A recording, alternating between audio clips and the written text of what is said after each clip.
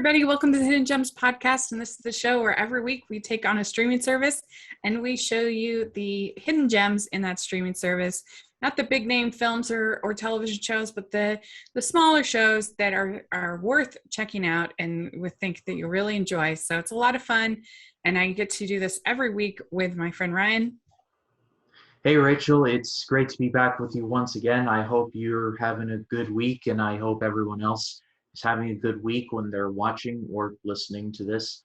I just want to say thank you to everyone who checked out my Suicide Squad video and my Movie Nerds Club video and my first reaction to Ponyo. I've had just a massive uptick in views lately, and views don't normally dominate my thinking. It's like, oh, I need to get 10 views or else I'm quitting. It's like, no, I'm not that kind of person. But legit, when I posted like my Suicide Squad review, it was like nearly midnight on Friday morning, and so I was like, all right, if I get a couple views, that'll be cool. But then it was blowing up. I'm like, wow, that's cool. And then Movie Nerds Club did the same thing. And Ponyo, even though I posted that late, is doing also really well. So I know that there's a lot of people who subscribe to me and watch me, or I certainly hope so. So I just want to say thank you very much. I do put a lot of time and effort into the channel. So when a video, much less one video, let alone videos, do well, it really makes me happy. Well, I'm so glad. You shall definitely check out. There's a link for Ryan's channel in the description. But Ryan, what are we talking about this week for Hidden Gems? We're going to be talking about Hulu this week, and my picks have an accidental theme. They're all movies that have one-word titles. I did not plan this, but as I was going through it, I was like that. I'm like, oh, all these movies have one-word titles. If I find two more, then I really got a stew going. And I did. So that's going to be interesting. Thanks. All right. Well, I will start first. I actually have 2 television shows and then 3 movies for my picks this week. So it's a lot of fun. And Hulu really is a pretty well-rounded service. It has good television offerings. It has good movies. And you can do it with ads or without ads, so you can get it for a pretty reasonable price. And my first suggestion is a television show called Reba. And this show stars, of course, Reba McEntire. And she's great. I love her. I love her music. And she's a pretty decent little actress. And I just love this show so much. I have all the seasons on DVD. So I was so excited when I saw it on the Hulu lineup. I love the dynamic between Reba McEntire and Melissa Peterman, who plays Barbara Jean on the show. And of course, Barbara Jean is her ex-husband's new wife. And of course, she has 3 kids, and so they have to deal with each other. And Barbara Jean is very needy and very crazy, and she's really funny. And they definitely have a Lucy and Ethel kind of vibe to their relationship that's really fun. And I like Steve Howey, who plays Van, who's the husband of her oldest daughter, who gets pregnant in high school. Joanna Garcia plays Cheyenne, the oldest daughter. She's really good. And I just really love this show. I think it's so funny and a really nice family show. I know this is going to make me sound really dumb, but Reba's a country singer, right? Oh, yeah. One of the greats. Reba McEntire, yeah. Yeah, because I think I saw her. I watched this show. It's long canceled, but there was a show called The Bill Engvall Show, because Bill Engvall's one of my favorite comedians. And Reba actually, I think, made an appearance on there, and I really liked her there. And I believe she may have also been on Last Man Standing with Tim Allen, though I'll have to. I believe that. She's been in. She was also in some feature films. She's in Tremors, for example. Wow. So she is great and a great singer, great songwriter, just one of the legends. And this show is very, very cute little sitcom. I So. just can't imagine like Grand Old Opry type in a movie about gigantic like earthworms Yeah. going after Kevin Bacon. Yeah, which I just saw for the first time in June. They at Cinemark they did a secret movie screening. So you just all that you knew was the rating and the overall genre. And so it was PG-13 horror, and you had no idea what you were going to see. So I went, and I'd never seen it before. So Tremors comes up, and I'm like, oh, this is so fun, which I think was a really fun idea. I haven't done it since because I was gone when they did it in July, and I don't know when they're doing it in August. But anyway, if you get a chance to do it, it's pretty fun. Yeah, I don't know if they do it in Florida. I'm sure it happens somewhere. So I got to do my research because that sounds like a lot of fun. Yeah, it was good. So what is your first pick? So my first choice, here's the trademark hard left for the week, or there's going to be a couple actually. This is a movie. It's from 2012, and it is called Dread. This is based on the comic of the same name. It tells the story of an Earth that has been ravaged by nuclear war, devastation, and it has been reborn into several what are called megacities. They're crime-ridden, poverty-ridden. It's just like the worst place you could end up being. The only thing that keeps it from going into further chaos are what are called the judges. And the best among them is Judge Dredd. This time around, he's played by Carl Urban. And the movie centers around he and his new partner Anderson, played by Olivia Munn, who are going to one of these mega towers called Peach Trees to investigate a very brutal murder. Now, murder is a fairly common occurrence in Megacity 1. However, it all is tied into this new drug called slow-mo, which slows down time to about 0.001 seconds. So it's like everything is moving like this and just super slow all the time. So it's like marijuana, but like way in the basement. And so I went into this movie having no knowledge of the Stallone movie or anything else, and this movie just blew me away. It's very I will say this, it is very dark, it is very gritty, it's very rated R. I know that there are some people who choose my picks and they're like, oh God, what did Ryan recommend? I remember specifically when I recommended Unstoppable, someone actually watched it and they tweeted out, we are on pins and needles right now. And I was like, well, depending on where you are in the movie, it's about to get worse or better. But so Dread is a very near the knuckle movie. However, if you're looking for something a little spicy, then I do recommend it. It's very brutal, but it's very well made all at once. Carl Urban is awesome. He's been in the new Star Trek trilogy. He's in Lord of the Rings. He's everywhere. He's in The Boys right now, so he's doing really well. Olivia Munn is really good as Anderson. She's actually a psychic, and I will say nothing further because there's actually a pretty good twist involving there, so I won't go any further there. Lena Headey of Game of Thrones fame plays the villain Mama, and wow, she's not a nice person. That's all I'm going to say. So it's a different movie. It's a very dark movie. However, if you're willing to stomach it, I highly recommend it. It was directed by Alex Garland, who would go on to direct Ex Machina and Annihilation, two movies I love. So yeah, this movie is really underrated. It was criminally underseen too. It way underperformed, and I think it should have done a lot better. Maybe the R rating had something to do with it, if Suicide Squad has shown us anything. But there it is. I really like this. Yeah, I've heard good things about this. I've never seen it. So it's one of those ones that I have not seen. I haven't seen many of the R-rated superhero movies, including Suicide Squad.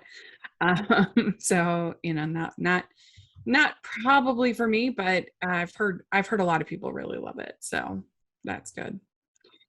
All right. Well, yeah, another hard left that we have from the dystopian comic book movie is another comedy sitcom called American Housewife. And sadly, this show just got canceled after 5 seasons. It never got the Emmy love that it deserved. It never got the ratings, I think, that it deserved, because it was a really good show. And this show stars Katie Mixon, who is a sort of country girl who ends up living in the Hamptons, and she it's called it's Westport, Connecticut, actually, where they live. And it's very hoity-toity, very snooty, and she's kind of trying to live this sort of middle class life in Westport, Connecticut. And I just love this show. I think it is so funny. I think that Katie is hilarious in the lead. I think that Diedrich Bader is really funny as her husband, who's sort of more, he's like the grounding person in the relationship. And he was on the Drew Carey show for a long time. He's a really funny guy. And I also think the casting of the 3 kids was great. Meg Donnelly, Daniel DiMaggio, and Julia Butters. And Julia Butters, if you saw Once a Time in Hollywood, then you would know Julia Butters. She's the little girl, the little girl actress that runs lines with Leonardo DiCaprio. Oh yeah, she was the one who was like, that was the greatest acting I've ever seen. Yeah, that's her. Oh yeah. She's such a good little actress. She's great. And this show also has Ali Wong as Katie's best friend. And she's great. Carly Hughes as her other friend. And they make a really funny combo. I just love the writing on the show. I think it's so funny. It's so well done. And I'm just kind of sad that it got canceled this year, because I think it deserved better. But I guess 5 years is a pretty good run. So what are you going to do? But it's on Hulu.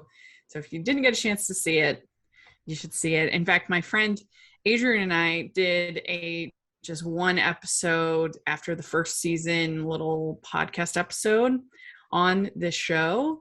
And Diedrich Bader retweeted it and said he loved our episode. So that was really cool.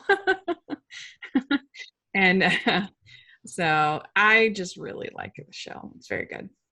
Yeah, I'm a big fan of Ali Wong. I've seen her stand-up specials. She's very funny. She did one of her specials when she was like 5 or 6 months pregnant, which seems like a very hard thing to do, both, trying to be funny and being pregnant all at the same time.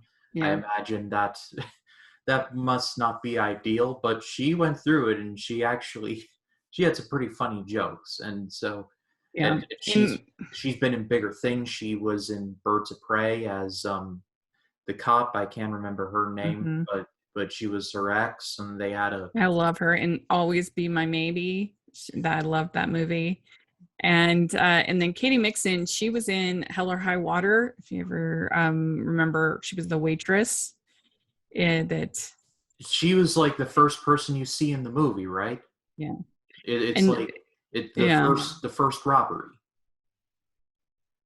Yeah. Well, she's the waitress. Oh, I know who you're talking about. Yeah. Yeah, she's the waitress. Anyway, and then also Meg Donnelly, she's a good singer. She was in the Zombies movies on Disney Channel, and she's a pretty good singer. And I don't know, it's just a great cast. It's a great show. I really think it's funny. You should check it out. So what do you have next? So my next choice is a comedy from 1980, and in the world of golf movies, they're very few and far between. I think I can name all of them: The Greatest Game Ever Played, Tin Cup, The Legend of Bagger Vance, and Caddyshack, which is what I'm recommending. Happy Gilmore? Oh, that's the other one. Happy Gilmore. Thank you. But as far as Caddyshack goes, this was directed by Harold Ramis. May he rest in peace. We all know who he is. And this is a movie that represents like many of the great comedians of like the late 20th century at like the height of their powers. Chevy Chase is in here. Uh, Rodney Dangerfield is in here. He's awesome. Bill Murray is in here. Uh, Ted Knight, who is supremely underrated in this movie as the judge, he's great. The movie is about it's a very 80s movie, and it's about slobs versus snobs. And there's this judge who is, he's very snob like, and he looks down on everybody. But Rodney Dangerfield, he's rich, but he's actually more slobbish than normal, and messes around with the judge inadvertently at every chance he gets. And so the judge is like, all right, golf match, you and me. And so like, okay. And so the movie's just a build up to this final golf match at the end, all while Bill Murray is going after a gopher. You just had to be there. This movie's fairly loose on plot. There's just enough to get by. However, the strength of this movie is the chemistry between Chevy Chase, Bill Murray, Rodney Dangerfield, Ted Knight, and just the rest of the cast. Every character just has their own thing that they're doing, and it's great. Chevy Chase he's the guy. Like, he's the golfer. He's like the perfect golfer. He makes every putt to the sound of that, which is so iconic. My dad and I do it whenever we make a big putt. We're like, it's great. Rodney Dangerfield's in top form. He has one of my favorite lines where he hits a drive and it's going left, and he's like, 4, and it hits the judge in the sensitive spot, and then he's like, I should have yelled 2. It's just, it's so funny. I will admit, some of the stuff has kind of aged a little poorly. I will say that, but it's otherwise held up. It's an incredibly funny movie. Like, seek it out if you haven't. Yeah, it is really funny. And of course, you haven't even talked about the most funny part with the Baby Ruth. It's hilarious. I won't say anymore. You gotta watch the movie and you'll die laughing. I mean, and Ted Knight is just so funny. I love him on the Mary Tyler Moore Show. He is so funny on that show. But he's really funny in this as well. He has one of my favorite lines in the movie. It's like, well, we're waiting. And he's basically playing the same character in this movie as he played on Mary Tyler Moore Show. Very like full of himself and very like, and so if you like him, there you really should check out. I mean, Mary Tyler Moore Show is one of the great shows ever on television, but he's great in that show as well. So good choice. So my next choice is actually something I think is perfect for this time of year when you want to escape. Maybe you're not able to leave your house as much as you'd like. Put on Under the Tuscan Sun.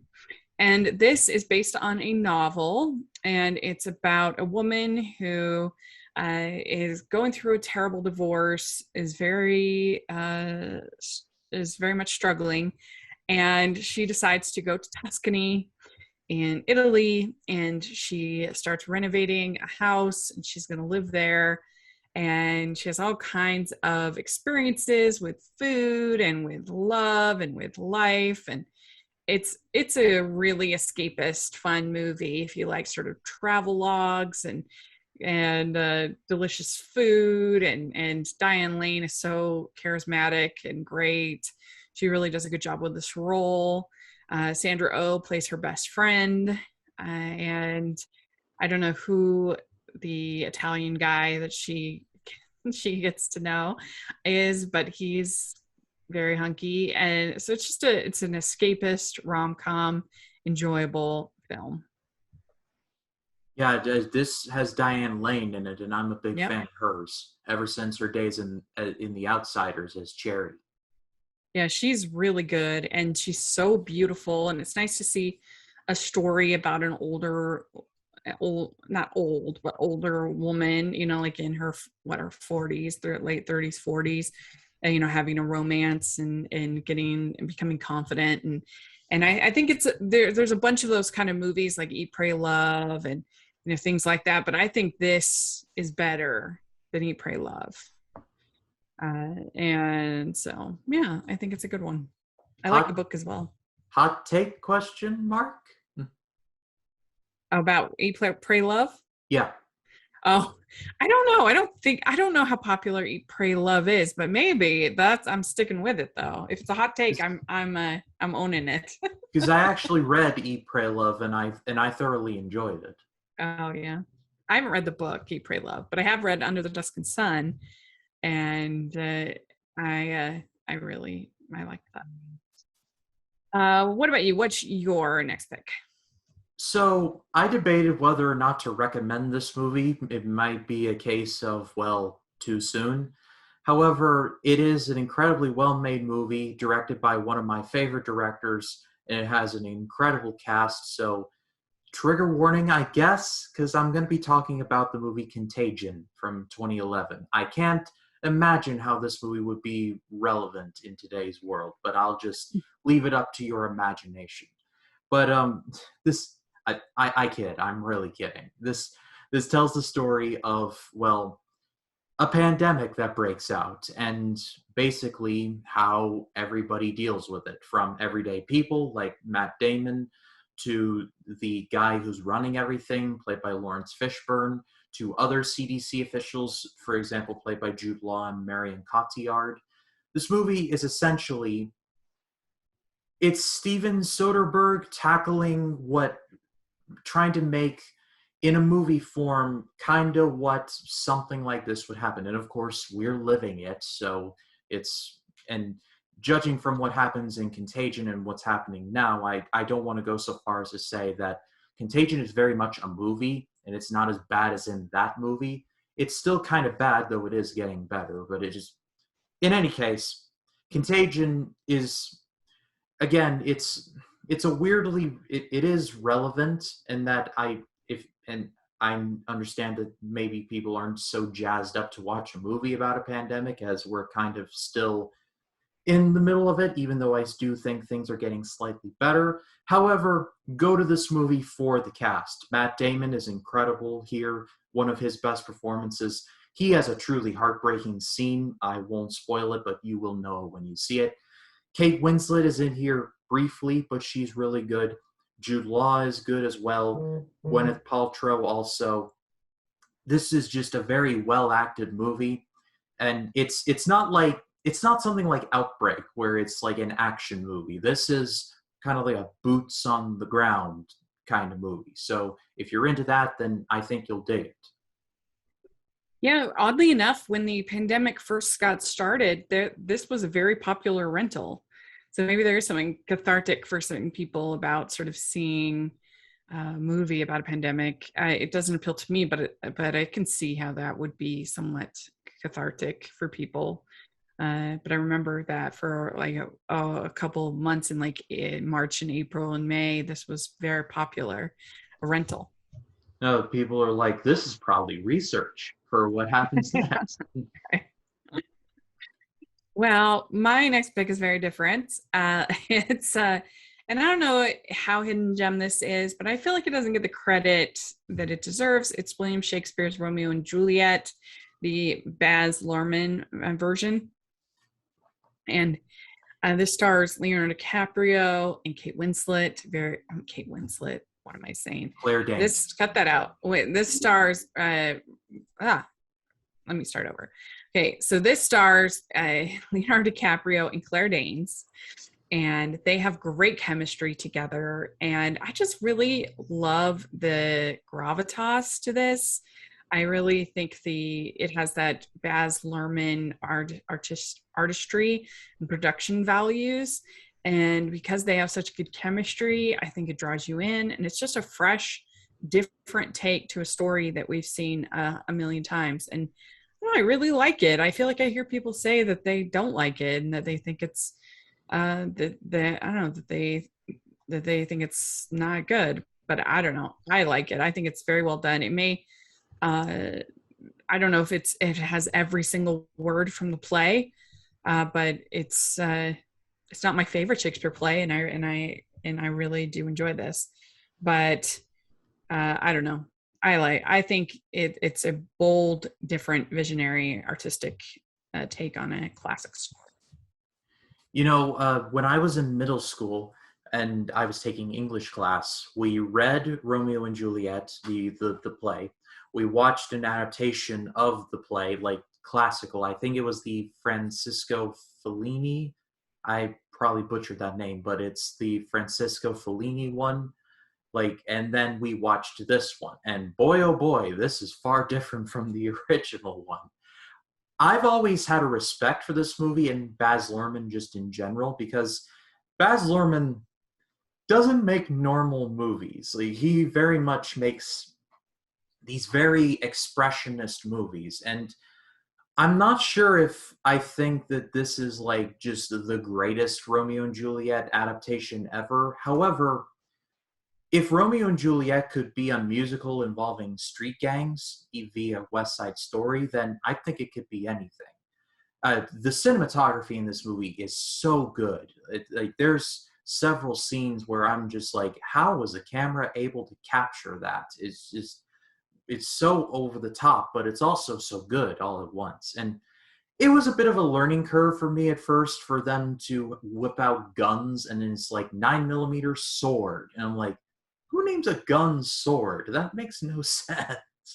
But this is definitely, this is one of the more unique Shakespeare adaptations, and that's an understatement. But I've had a respect for this movie. I have not seen this in a very long time, but I do want to watch it again because I've always liked this movie. I've at least liked the effort that went in because Yeah. Baz Luhrmann didn't want to make a traditional adaptation. He made his idea of Romeo and Juliet in like the modern day in Verona Beach, and I think he did about as good a job as anyone could ask. Yeah, I think so. I mean, gosh, if we can have, we think of all the different Romeo and Juliets we've gotten. We even had Nomeo and Juliet. I mean, we've had some terrible versions, and I certainly think this is better than that. So, what are you going to do? Yeah, But what is, oh, sorry. Go ahead. and the cast is really good as well. Not to mention Leo and Claire Danes, but John Leguizamo's in here. Peter Postlethwaite, who is Mhm. a very famous supporting actor, is Father Lawrence. Paul Sorvino, who I'm pretty sure was in every gangster movie from like all throughout the Yeah. 60s, 70s, and 80s. Is in here as Paul Rudd Capulet. being a villain. Paul Rudd. Oh yeah, I forgot he was in here as Paris. Yeah, and Brian Dennehy as Montague. So this is a Mhm. very stacked movie.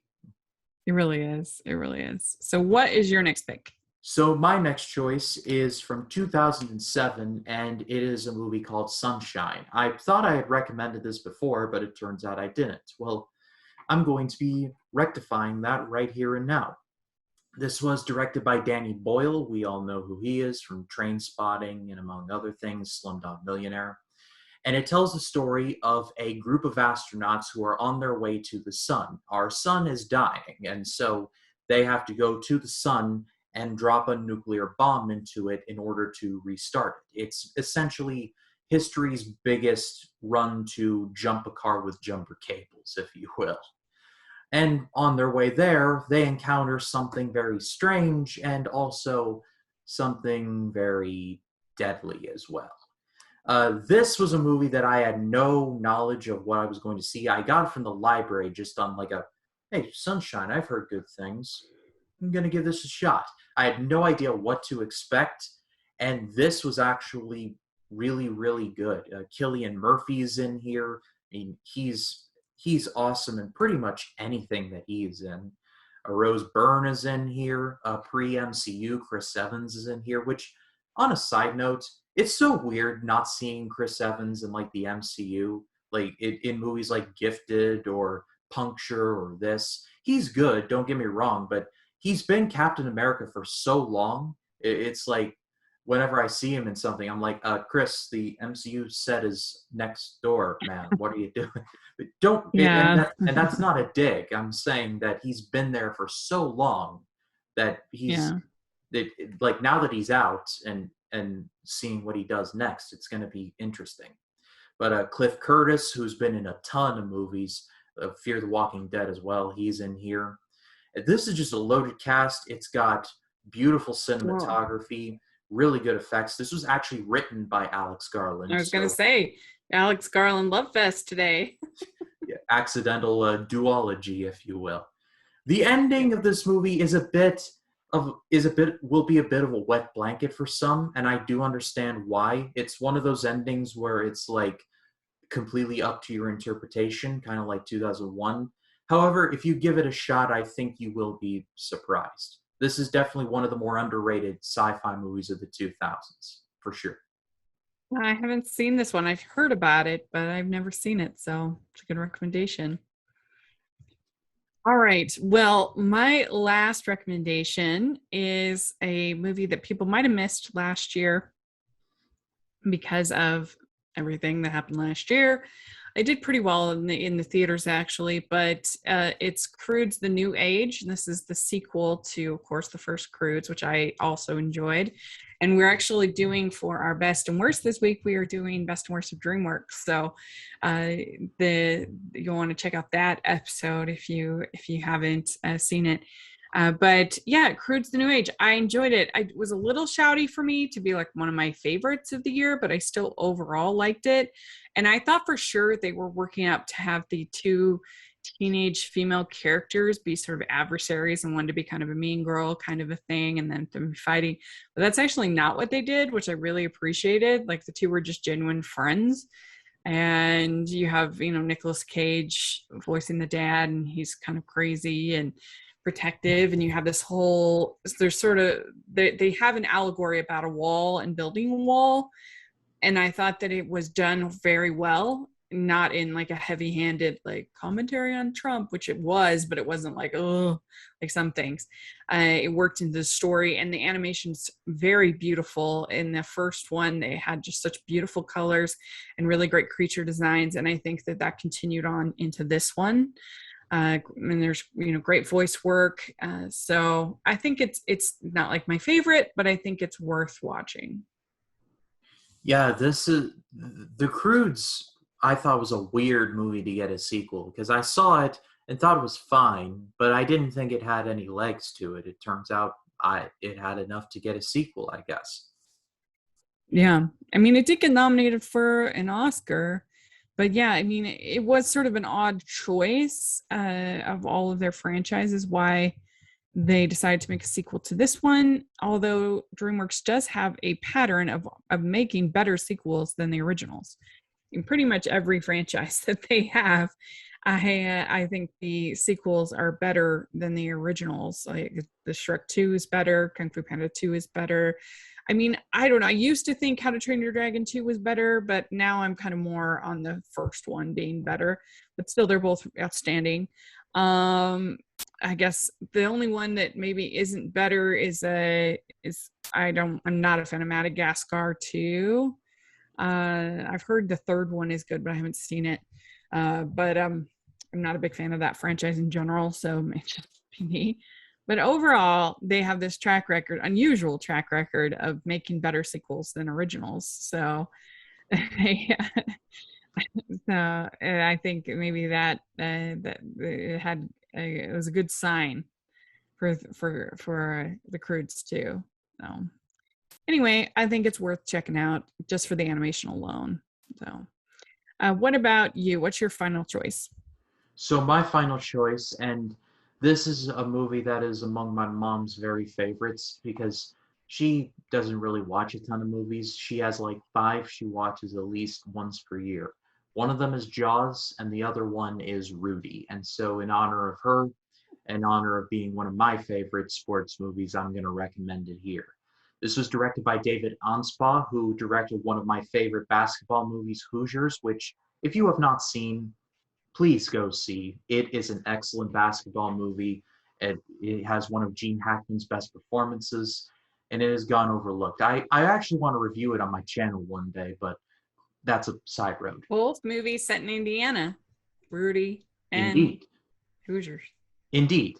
I have a feeling people know about this movie, so it's a little on the whole hidden gem thing. But in case you don't know, the movie is about a man named Rudy Rudiger, played in this movie by Sean Astin, who has dreamed his entire life of playing football for Notre Dame University. However, he has been told by even his loved ones, he's too small, can't do it, ditto, ditto, etc., etc. And so after a tragedy strikes, he's like, forget this, I'm going to do it.